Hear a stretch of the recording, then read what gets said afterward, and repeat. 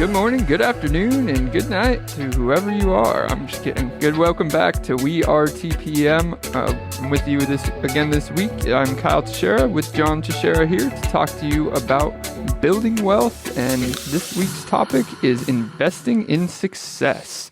Now, if at any point during this podcast or anything you hear from us interests you, or you have more questions, or you want to, just give us a call and discuss your options, shoot us an email or first, you can give us a call at 817-818-9039, or you can shoot us an email at showmethemoney@weartpm.com. You can also email us there if you want us to show you the money. I love that email address. Can I say it real quick? Yeah, go ahead. What was it again? Show me the money at weartpm.com. I don't think the people in the back could hear you. Show me the money. There you go. Don't forget it. So let's get into this week's topic. John, what are we investing in? Success. That is correct. What does it take to invest in success? Well, what is success? Let's define it. You want to do that? We can try. So that I think the definition of success is twofold, a case-by-case basis. It's the observer and, the participant or whatever who you're talking about. So I say measured on a case-by-case basis because it's really a measure of your goals being achieved is really the true measure of success, because everybody's view of what would make them successful should be different and is.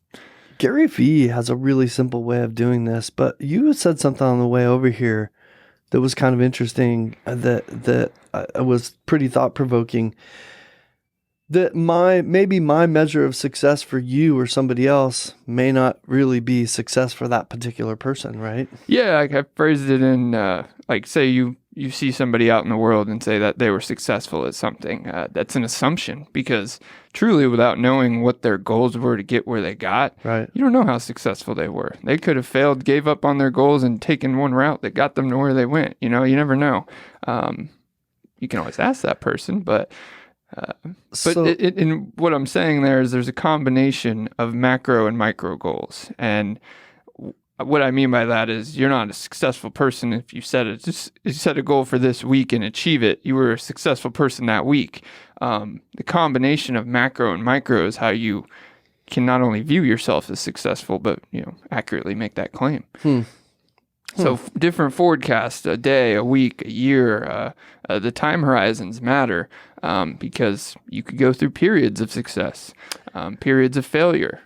Periods of failure can help you be more successful in the long run.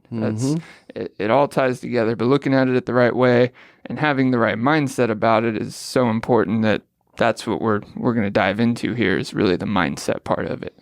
All right, so if you don't mind, I'm going to wrap up what is success the way Gary Vee does. Can I do that? Gary Vee, I need to ask him. Gary Vee is Gary Vaynerchuk. I've been following Gary Vee for, I don't know, probably like 8 to 10 years, something like that, when he first came on the scene. Very inspirational to me, and I love his common sense and his simplicity and how he looks at life. Success to him is if you wake up in the morning and you're happy. Yeah.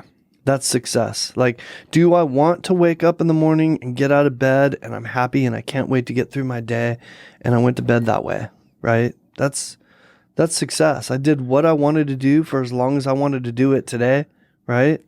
Yeah, your personal achievements matter. It ties me, a recent example, I'll use a big and recent example, I'd say Jeff Bezos, right?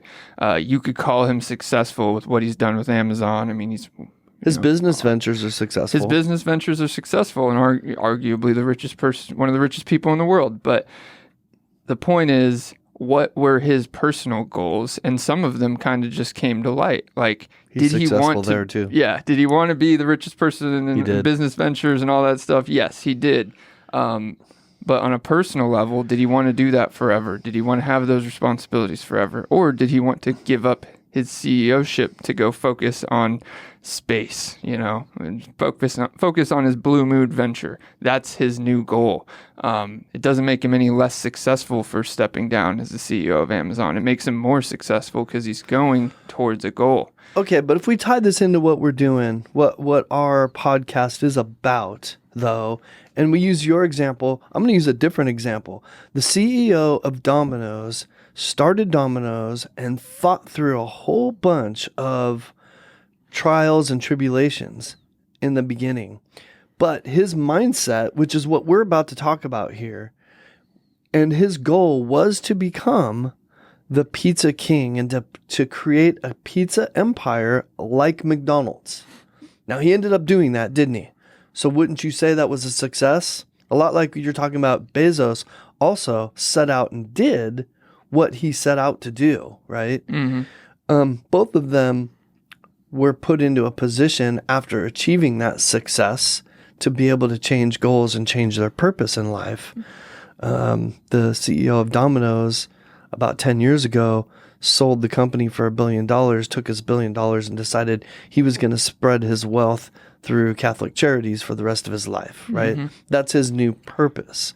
Bezos' new purpose is to make mankind better by helping us, get to Mars or whatever he's trying to do. But to your point, you can achieve success and your goals can change and you can have a new level of success.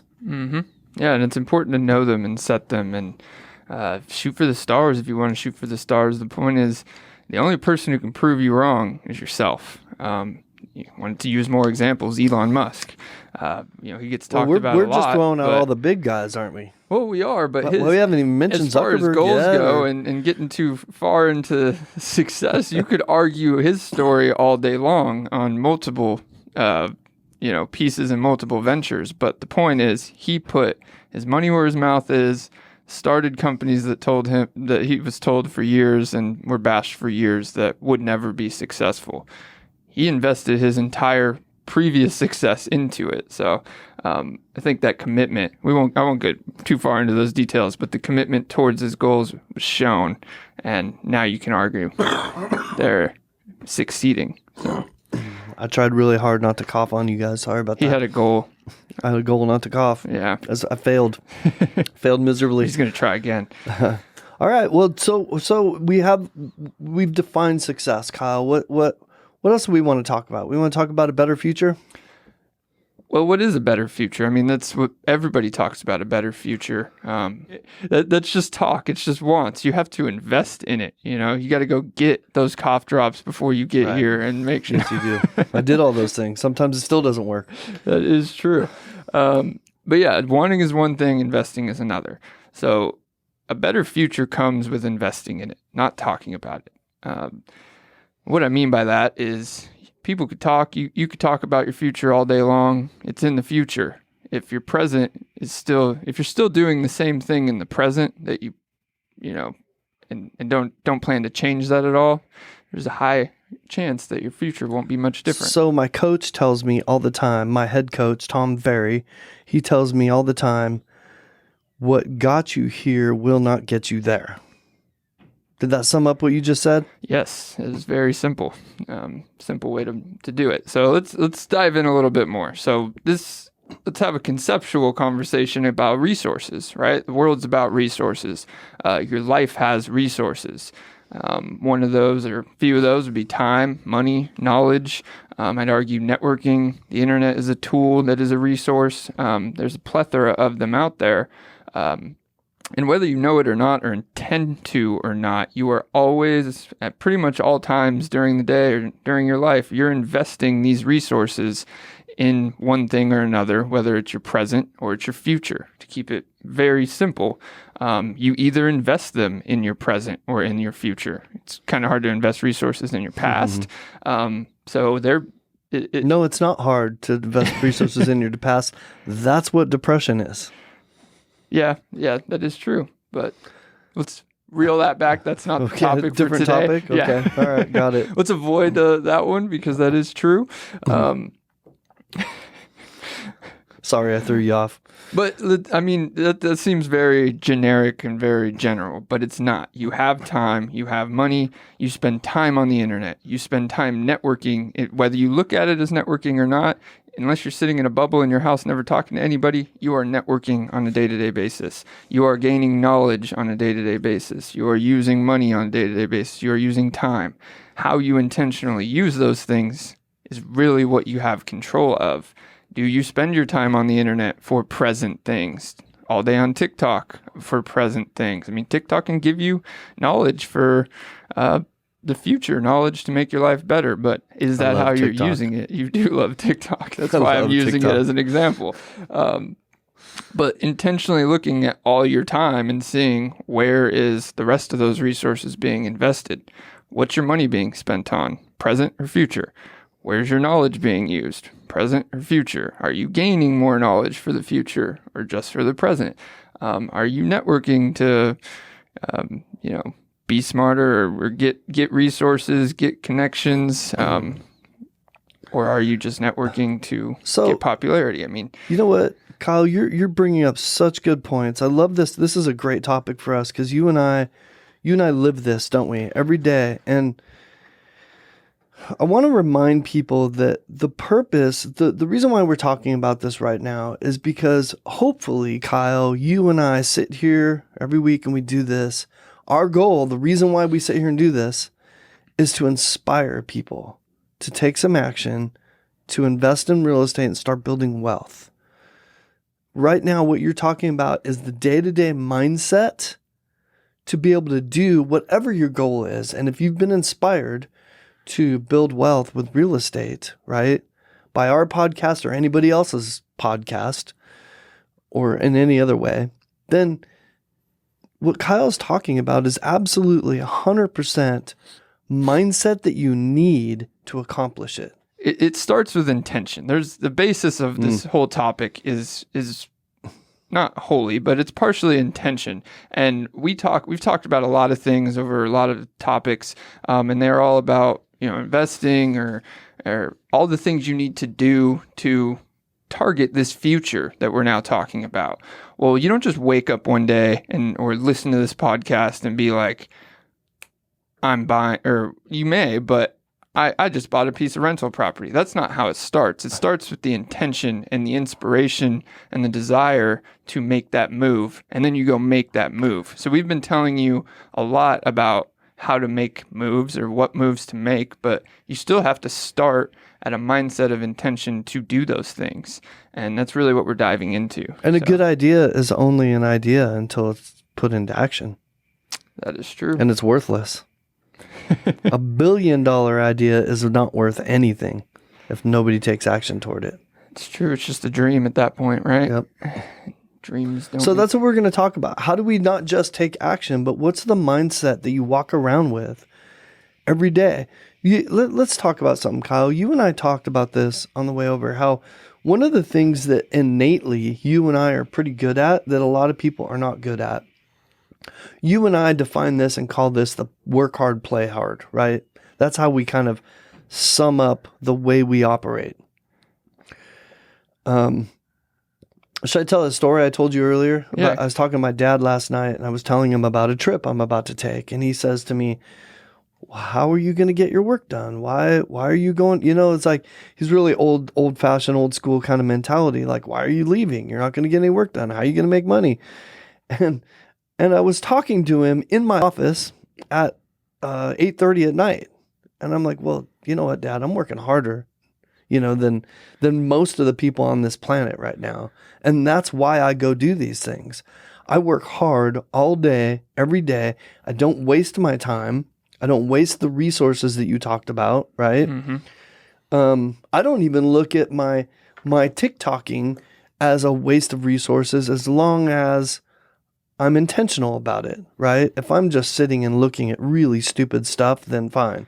It's not good for me. But if I'm looking at great menus, inspiration, things to do, great places to go, that's feeding my brain with something for me, for my future experiences, right? Yeah, because it's all about living your life and looking at everything you do every day, all the time, and maybe just the intention of what's the value in what I'm doing, right? Mm-hmm. What's the value in you going on a trip for pleasure versus business? Well, the value is you can't work 24 hours a day, 7 days a week for 57 years and be a sane person. We know that. We acknowledge that. Where we pick and choose to work or play, and that's kind of how we describe it, is very simple. We don't leave a lot of in-between room, if any, because you're either working or you're playing, and those are very loosely defined things. But what you're working on doesn't have to just be, businesses or your job. It could be your relationships. It could be your knowledge of financial knowledge or whatever it is. Building on your relationship at home, making sure you make your connections good. Whatever it is, you're working at something. It's better than working or tacking away at something. As long as it's working toward building that life that you want. Yeah. Right? It's investing in your future. And you want a future with great and strong relationships, a lot of money, and great business, and all this stuff. Then you spend your time investing in those things. This is a more high level discussion than how you separate all of that. But the point is that you do everything in your life with intention. If you go on this trip, I know you very well, you know me very well. If we go on a personal trip, we still work during all the interim parts. What do you do on a flight? Waste a bunch of time? No, I'm working on that flight there. Constantly. It's 3-hour drive there, working that whole time. Yep. When I'm at, front faced with the opportunity to now play as you defined it, that's what we do. The focus is on that. Because if you constantly have your intentional focus on those goals, you keep your sanity as part of it. So, because I get asked that a lot. You work all the time. How do you do this? How do you keep yourself going and motivated and all that? And I'm like, I'm motivated by each step of the process. Going on a trip for pleasure motivates me to enjoy that in the moment and get back and hit it when I come back. That's right. And right now, when we are here and we are working, and which is pretty much all the time, we're investing in stability and our future. So when you put the pieces in place to make sure you can go on that trip, that's another part about investing in your present versus future. What I mean by that is we run businesses, so those businesses have to have pieces in place to make sure things don't topple when you walk away, right? That doesn't just come in time. You invested in your past a ton to make sure you can actually have a different ratio of work hard, play hard, whether it started at 99% work, 1% play hard, and it can get, and you're capable of getting it to 60-40 or whatever. That's conceptual. The point is you have that intention to invest in it at all points in time. Okay, Kyle, I love it. That starts with having a picture of what I'm going to call your goals, a picture of what you want your life to look at, right? Look like. What you want it to look like, right? What do I want my life to look like? My relationships, my business. Like, what do I want people to say about me at my memorial service? What am I working toward, right? Because you only have this one life. That's it. Mm-hmm. Just one. And you only have one Tuesday, or what day is it? It's Thursday, whatever day it is today. I only have one of today. It's gone as soon as it's done, right? I'm never going to get this day back. I have a finite amount of time on this planet. Don't waste it. Right? Yeah, that's kind of what this comes down to. So if you have an understanding of how you want to live out your life, I would like to, for instance, let's say I would like to spend, if I assume I'm going to live for 100 years, I'd like to spend the last 25 to 30 of it with my wife traveling the world. What do I need to accomplish that? Well, money. Mm-hmm. I need to build up some coffers of money, or I need to build a great business like you and I are doing, where you leverage yourself, right? So that you gradually gain more time over the course of time. That's why we work so hard. We're working toward things like that. I just made up the traveling thing, but I mean, you have to have a picture of what you want your life to look like all the way to the end, and maybe 5 years from now, where do you want to be, right? It's all about time horizons, and it sounds really cliche, but yeah, you should have. What do you want in 6 months, a year, 5 years, 10 years, 15 years? because it sounds cliche to tell you to make all those different things, but they don't need to be very specific. But the point is they are very be specific. They need to be specific, and they need to be ingrained in your brain so that you live them every day in the ways you just described to us. Yes. I guess what I meant by not as specific is don't overwhelm yourself with being overly specific. It's like 15 years from now. That's you should have specifics for every piece of what you mentioned, but in a conceptual way, not like my business needs to be making 15 million a year by 15 years. Yes, you could do that, but where'd you get that number? Why'd you get that number? Maybe I should clarify what I meant. Your short-term goals need to be specific. Yes. Your long-term goals don't need to be specific, because how you get to those long-term goals will change as you get there. As long as you understand what that picture looks like when you at the end. And then reeling it back to success. You know it's a success and you feel successful for achieving it. Say it's 10 years from now. You only know that and only know it was a success if that goal was set. Otherwise, you're like, I think this is where I wanted to be. So because you're not looking back at anything. Let's Kyle, let's do this fun. Let's do a fun exercise here. Let's do it. Let's pretend for a moment that you and I or somebody else has inspired somebody to build wealth with real estate. And they live in a home, they own their own home. They've had this idea. Maybe they've gone to a seminar. Now they're listening to some people on podcasts or on the radio all the time. And they have this burning desire, and they get it, and they conceptually understand it, but they're not taking any action toward it, right? That's somebody that's exactly what we're talking about. That's what most people do. Most people get into a routine where they come home, eat dinner, sit on the couch, and watch 3 shows at night. That's not very productive, is it? That doesn't get you toward what you want. So then when you do that every single day for the rest of your life, where you end up is retiring on a pension. You never achieved those goals that you had for building wealth, right? Mm-hmm. You don't have anything. You barely have enough money maybe to live out your life, or maybe your kids have to help you finish out your life, right? And you didn't leave anything for them as a generational wealth type of thing where you left a legacy, right?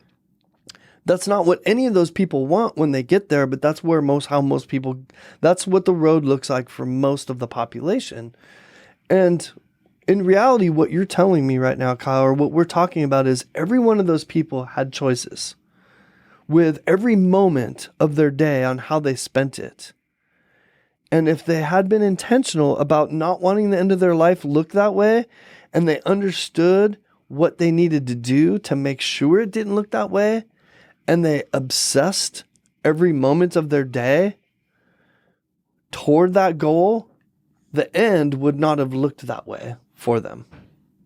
Did that? Yeah, that makes sense. I mean, what that kind of ties back to one of the... It's kind of morbid, wasn't it? But a little bit, but it's all about time. I mentioned the first resource I keep mentioning is time. It's the most important one to this whole topic and to success, but it's also the only one you don't have any control over. It's either leveraged or it isn't. But you can't get more of it, and right. And as time goes on, you get less of it. You're guaranteed to get less of it. So wait. You're telling me Warren Buffett has the same number of minutes in a day that I do? Yes. No, but he's wealthy. Yeah, he's still got the same amount of time. And he has the same number of days in a week? Yep, I believe there's 7. Are you sure? Trump, I know Trump has at least 8 days in a week, no? No. No? Maybe an extra one for Bezos? golf, No? Zuckerberg? No, none of them?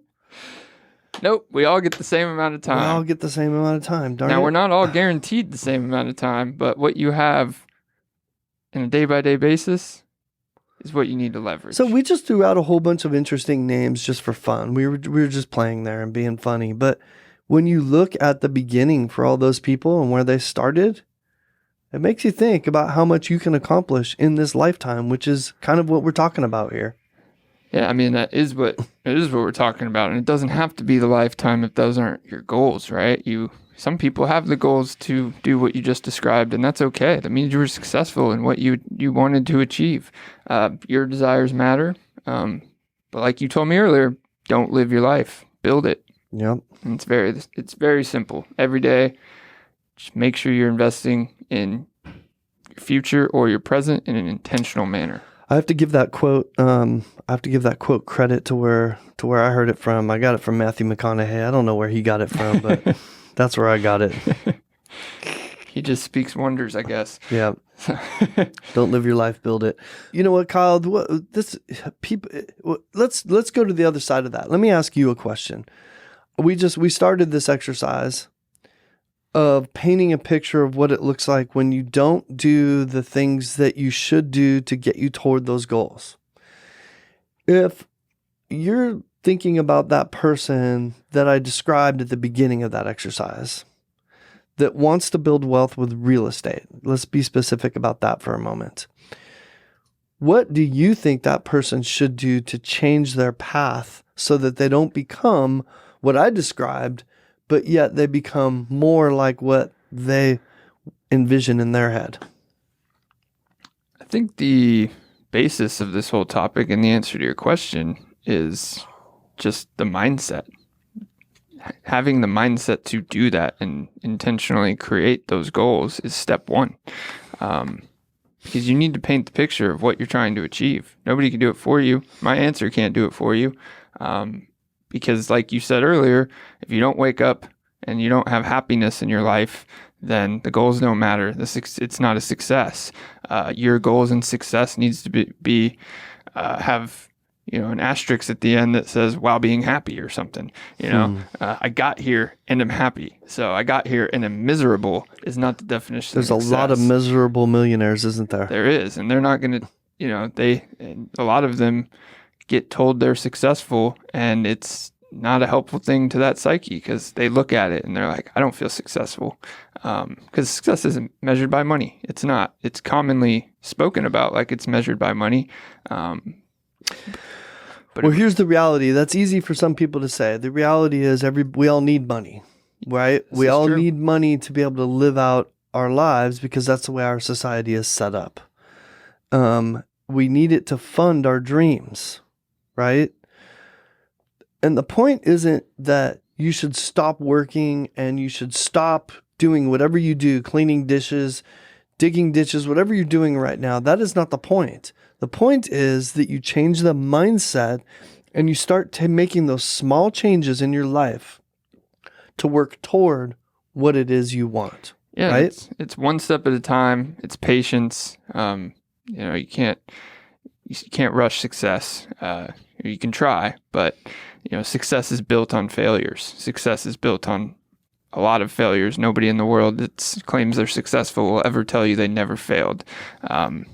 If they do, they're not successful. Usually fail more than they succeed. Yeah, because it's built on failures, and you have to look at it that way. And some part of what I mean by that is, say you set a goal to be at a certain place in a year, and at the end of that year, you measure if you were successful at that goal. You missed the mark. You failed. You only got 80% to that goal. That's a failure. But you're building on that, and now you're 80% closer to that goal than you were a year before. That's still a success. My coach does that to me.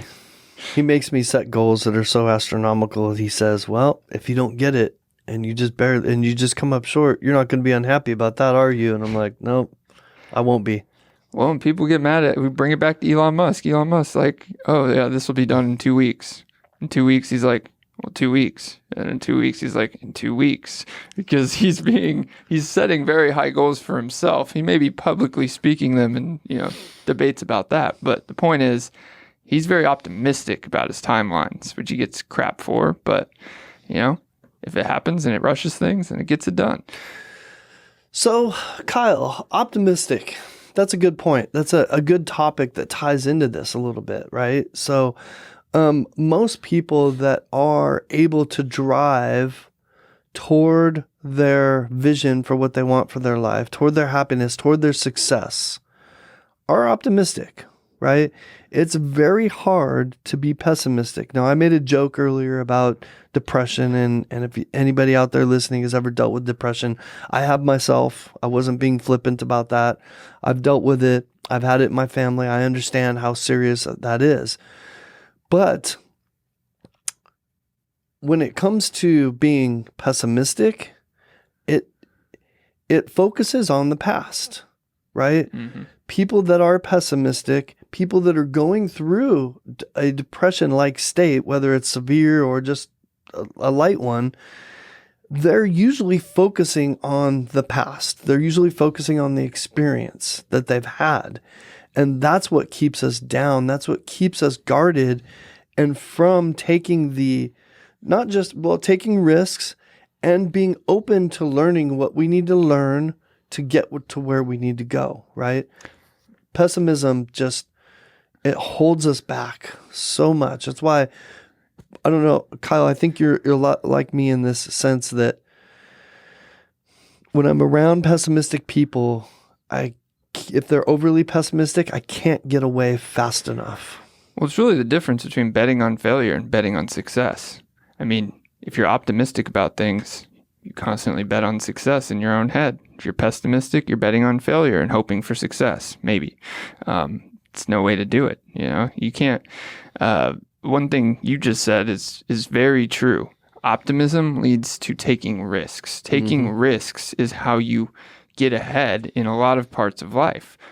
Without risks, and I'm not saying take risks across the board, but without risks, it's really hard to get ahead. And what I mean by risks is you taking a leap of faith, you going into the unknown in order to achieve your goals is commonly what has to be done. If you want to only operate in the certain, there's very little possible. It's very hard to achieve goals with absolute certainty. And if that's your mark that you won't go below, then you're only going to achieve things that you certainly can, which write a list of everything you certainly can exceed without zero chance of failure. Those same people look around in their world and they look at other people in their world and maybe even in their sphere and they go, gosh, I wish I could be more like them. Well, you could be more like them, but you're just more guarded is a good word, right? More guarded about your risk level. And as human beings, that's the way we're built. We're built to remember our experiences so that we protect ourselves from bad things that happen to us, right? And that's how that's how our character is built, is through our experiences and our memory about those experiences. And then we make decisions without even knowing it based on those experiences. And that's, I think, what being intentional, that's what we're talking about here. Being intentional toward your goals or your vision of success, that's where that helps you get through that, right? To be able to get past that innate pessimism that our brains put us through. Yeah, and a lot of times it ties back to the resource of knowledge. In a way, a lot of people don't see. A lot of pessimism and a lot of being conservative about things or determining the worst case scenario so you're not going to do it is skewed by lack of knowledge. You could say this risk of doing this is too high and this is my risk of what could happen, so I'm not going to do it. Well, you're putting a lot of confidence in the fact that you can measure that correctly, because you may not be measuring that correctly. That worst case that you defined as the worst case versus your best case, you may not have the knowledge to know that that's not even possible. Your worst case bar could be way higher. And what if you have a 90% chance of success and a 10% chance of failure? I don't need to define what I'm talking about. Most people would take that bet. That could be the reality. But what if your improper measure puts it at 80% chance of failure, 20% chance of success? And that's the reason you don't do it. So here's a perfect example of what you just talked about. Okay.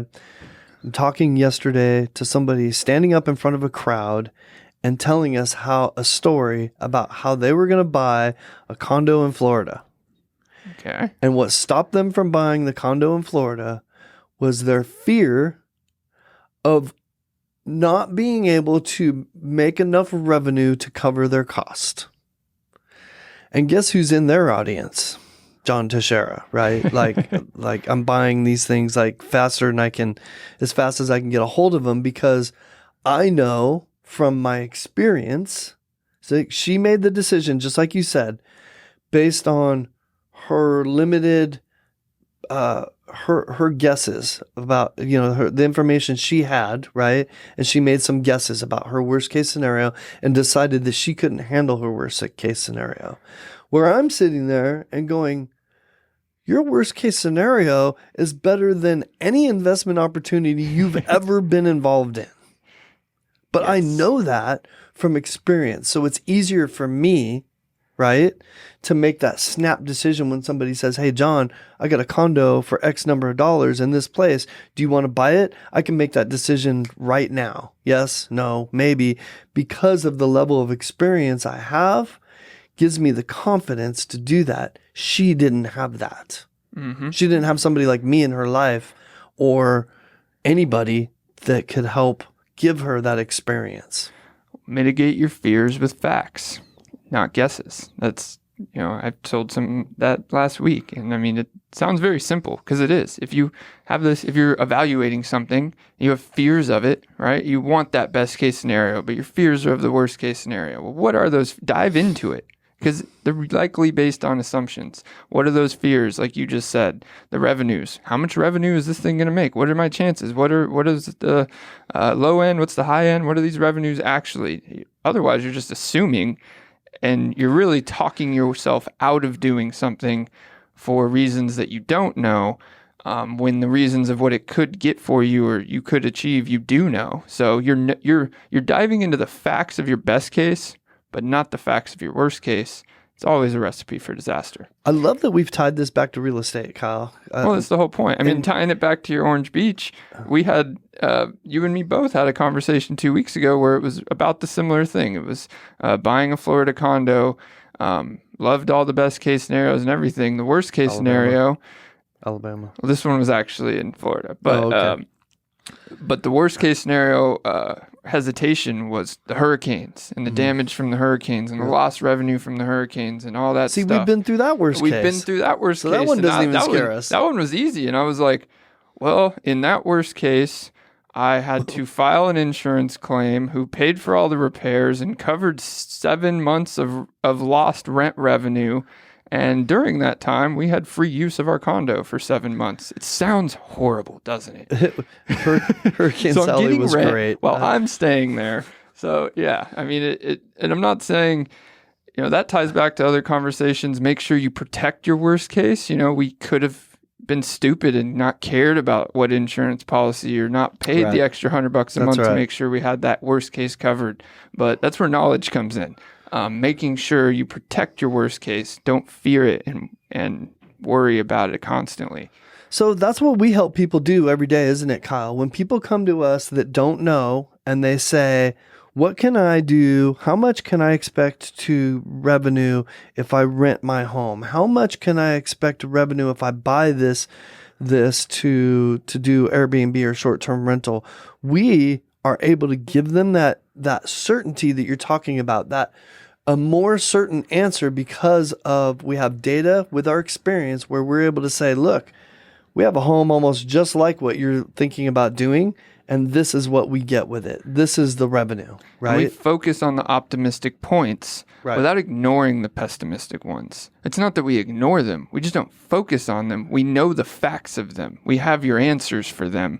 That's not the focus. The focus is the optimistic reality that you can achieve. So, and it's huge. I mean, and even the middle people who need a little bit more protection for their own well-being, there's always optimistic ways of doing that. If you're revenuing $5,000 a month and your biggest concern in the world is that some hurricane hits and you have a $5,000 assessment, then sure, sacrifice 1 month of revenue, put it in the bank, and then enjoy the rest. And in 5 years of hurricane hits, you got that 5 years ago, and now you got... We hang on to a 6-month reserve for that reason, don't we? Just for that very reason right there. Well, so it's up to the owners. Not everybody does. Not everybody does, but that's Some are riskier than others. That's how the point. that's how you hedge, right? Your risk as much as you can. So, all right, Kyle. So we've had a lot of great discussion about defining success, about your resources, how not to waste your time, money, and your educational opportunities, right? How not to waste those resources, how to best use them, right? So what do we do? What does our future look like? If we decide this is what we want to do, I'm not going to waste my resources anymore. What does that mean? What do I do? You need to figure that out. You need to. What if my goal is to buy, you know what? I need 14 houses to replace my income so I can sit on a beach. Then you decide what it takes to get the first house. That's right. And what you need to do after getting that first house and stabilizing your financial ability to get the second house. And then once you have two houses, how that revenue affects how you would be able to get a third house. And then at that point, you might want to start looking into bulk investing loans and seeing how that can help you acquire the whole 14 or whatever number you used. But the point is, what I just said doesn't have to be your step-by-step process, but the point is there's a step-by-step process that you need to look at, decide, constantly revise if you need to, constantly make better. If it's worse than your forecast, then you need to revise it to that. And the first few steps are the hardest, always, in anything that we do, right? Like, think about it when you start working out, you start a workout program. Man, those first few days to get up and go to that workout program are definitely the hardest. But when you persevere through it every day, a year down the road, it becomes part of your routine. It's not so hard to get up and do it. Your body's not fighting you so much. Your brain is not fighting you so much because you've programmed yourself. It's easy. I heard, I think it was Warren Buffett said, the first million, I think we talked about this in the past podcast. The first $1 million that you make is the hardest to make. The second million is still hard, but a lot easier to make than the first million, partly because of the things we're talking about. What it takes to become that, to get that first million requires you to change how you think about your resources, how you go through your day. And by you doing that makes your second million a lot easier. Because through that first million, you had to learn that, right? You had to learn how to use my resources. What resources do I need? What opportunities do I need to be looking toward? What distractions do I need to ignore? Mm-hmm. And I don't know whose quote this is, but I think it's very important for mindset. I think about it all the time. Don't tell anyone what you're doing until it's done. And I'm not saying don't have accountability or you can't tell people your goals or any of that stuff. But what that means is you are accountable to yourself first, and you don't need biases out in the world. Like, hey, I'm going to tell everybody I'm going to achieve this very specific short-term goal by this time or whatever. Your pressure is now on public opinion, or if how you're going to look if you don't achieve that goal or anything. That shouldn't be your focus. If that inspires you, sure, make that your focus. But the point of that statement is don't tell anybody what you're doing till it's done, because you're busy doing it.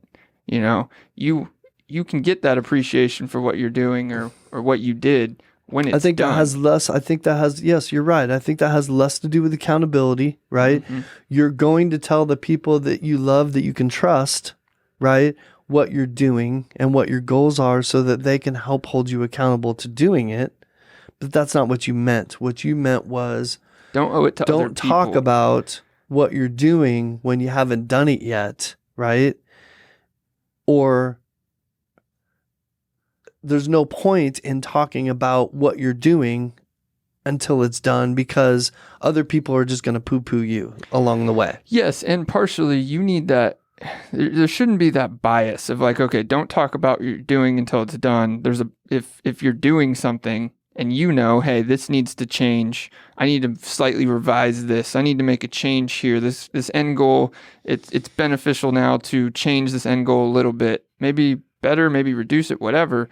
You're accountable to yourself to know what you're doing and when it's done. So I think that bias can be a very big hindrance. You owe it. Your personal success is only owed to yourself. You should be accountable to yourself first.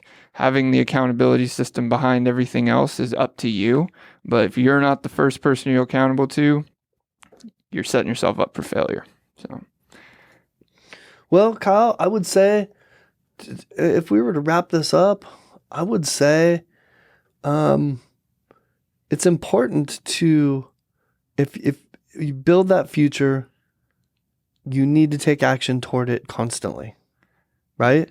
Yes. Don't waste your time, money, leverage. Don't waste your resources that you have, and constantly make moves toward that goal with that goal in mind. And how many times do you watch people do just the opposite? Do things that take them farther away from what they say they want? Mm-hmm. Because people don't think in terms of, are the actions I'm taking right now, or whatever I'm doing right now, bringing me to my goals or not? Sounds like you're saying you're either, in your head, you're always either giving yourself excuses or giving yourself inspiration. No? What is solitaire? Why does solitaire exist? It's a good game. It kills time, doesn't it? It does kill time. Yep. Trains the brain a little bit too, though. A little bit. Depends how you look at it, from an optimistic view or a pessimistic view. I mean, that's really what it's about. So to simplify, really all of this is, at all points, at all times, you're investing in your present or in your future. I'm not saying it's okay or not okay to, at any point in time, do one or the other, but the acknowledgement that you're always doing one or the other is step one. Step two is figuring out how you want to separate that ratio. Yeah. Well, I would say that if you have a vision or a goal to build wealth with real estate, that we would be a great team to talk to about helping you figure out what those steps are so that you can help change your mindset toward achieving those steps, toward achieving those particular steps that are going to get you to that goal. Right? Definitely. And what's the email if they want to email us about that? Show me the money at wearetpm.com. Or give us a call at 817-818-9039. And a big ass disclaimer after that with a bunch of things you can't hear. So that Steve will say. At the end of this podcast, we will get Hey Kyle, really good topic. I love it. We went a little high level today, right? Yep. And we went mindset, and that's hard to do sometimes. I love listening I listen to so many different people on a regular basis. I love listening to these guys that are able to articulate what we just did in like a sentence or two, right? Yeah. That'll make you mad. But it's also fun to expand on it a little bit and just talk about it and get people, thinking about, how do you go about your day? How do you perceive your life? How do you perceive the hour that God has given you right now? Because that might be all you have left, right? Mm-hmm. I assume I'm going to be here for another 40 to 50 years, but I might be here for another 40 to 50 minutes. I really don't have control over that.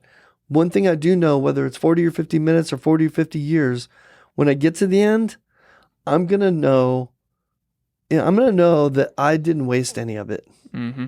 I didn't waste any more than I wanted to waste, right? And I'm not talking about sitting on a beach with a Corona and a lime in the top. That's not wasting anything. That's enjoying life. That's enjoying God's creation. That's enjoying the life that you've built with the people that you love, hopefully, right? That's not what we're talking about here.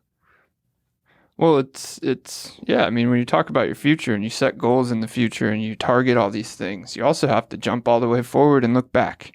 Here's my 15-year, 20, 30-year goal. Okay, well, let's go to the end, right?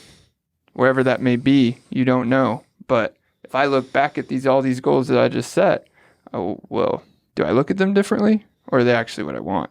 So you look at them from here, whatever that ultimate end is, you can't know that. But will you be happy with the goals you set and where you put all your time and all that stuff? So I think that's important.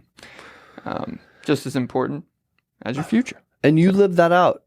You're still a very young man in terms of society, and compared to other men of your age, you have more. You have more ambition. You have more things. You are much farther along toward your goals than most young men your age, because you've had that mindset for so long. Yes, but I think that is tying into what you just said, I think that can be a biased way to look at it too, because sure, age is a number, right? But you can give yourself the excuse that, I'm this young and blah, blah, blah, because a lot of people do, and ignore the fact that I started this process 7 years, I don't even know at this point, 17, but 16, I was 16 when I decided to go after life with a lot of these intentions. Didn't come in a day, didn't come in a year, didn't come in a couple of years. The grind, a lot of people like to talk about grinding. Grinding usually takes way longer of grinding on the front end than it does over time. So, that's right. And you usually only end up sitting in a room talking about this kind of stuff on a podcast way further down the road. That's right. So just saying, the age isn't the number. It's how far down the road you get. Well, on that note, let's wrap this up. You want to do it again? I thought we already wrapped it up once, but I said I'm out of wrapping paper. You got a wrapping paper? Yeah. You got a wrap for us today? Give our phone number and email address again. I'll let you do it. If you want to call TPM, 817-818-9039. That's my best rap right there. That was a rap? Yeah, sure. We should have put a beat behind it. All right. Well, invest in your future, people, and you can do that next podcast that will be in the future by listening to us. Thank you for tuning in. Kyle and John Teixeira out. We out. We are 2 p.m.